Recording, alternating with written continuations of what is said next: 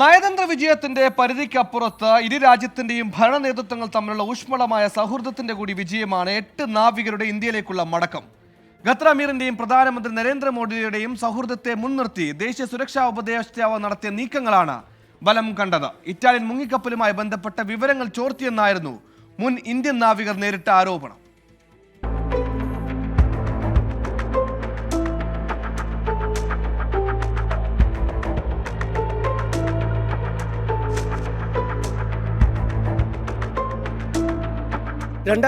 ഒക്ടോബറിലാണ് Indian നാവികർ ഖത്തറിൽ തടവിലായത്. അടുത്ത മണിക്കൂറിൽ തന്നെ വിദേശകാര്യമന്ത്രി എസ് ജയശങ്കർ നയതന്ത്ര നീക്കങ്ങൾക്ക് ചുക്കാൻ പിടിച്ചു. നീതിയുക്തമായ വിചാരണ ഉറപ്പാക്കാനായി എസ് ജയശങ്കറിന്റെ ഇടപെടലുകൾക്ക് സാധിച്ചു. പക്ഷേ നാവികർക്ക് അനുകൂലമായിരുന്നില്ല കോടതി വിധി. ആരോപിക്കപ്പെട്ട കുറ്റം രാജ്യദ്രോഹമായതുകൊണ്ട് തന്നെ വധശിക്ഷയായിരുന്നു 8 പേർക്കും വിധിക്കപ്പെട്ടത്. മുൻ നാവികസേന ഉദ്യോഗസ്ഥരെ മോചിപ്പിക്കാനായി പിന്നെ നടന്നത് നയതന്ത്ര നീക്കങ്ങൾക്കൊപ്പം സമാന്തരമായ നീക്കങ്ങൾ. പ്രധാനമന്ത്രി നരേന്ദ്രമോദി ഖത്തർ അമീറുമായി ദുബായിൽ വെച്ച് നടത്തിയ ചർച്ച നിർണായകമായി.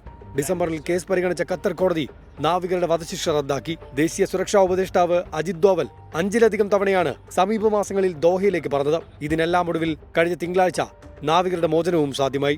8 നാവികരിൽ 7 പേർ ഇതിനകം ഇന്ത്യയിൽ എത്തുകയും ചെയ്തിട്ടുണ്ട്. Honourable prime minister Shri Modi को धन्यवाद करना चाहेंगे कि उनके पर्सनल इंटरवेंशन से ये पॉसिबल हुआ और गवर्नमेंट ऑफ कतार के हिज एक्सीलेंसी द अमीर को कि उन्होंने ये होने दिया. നാവികരുടെ മോചനം സാധ്യമാക്കിയ ഖത്തർ അമീറിനെ ഇന്ത്യ അഭിനന്ദിച്ചു.